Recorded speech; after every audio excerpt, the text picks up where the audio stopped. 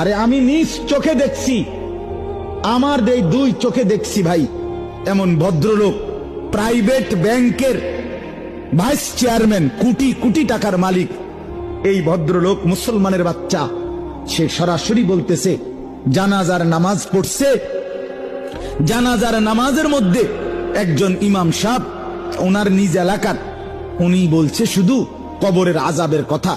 ওই যে জানাজার আগে মানুষের 2 মিনিট 1 মিনিট কথা বলে না, এই সময় বলছে ইমাম সাহেব।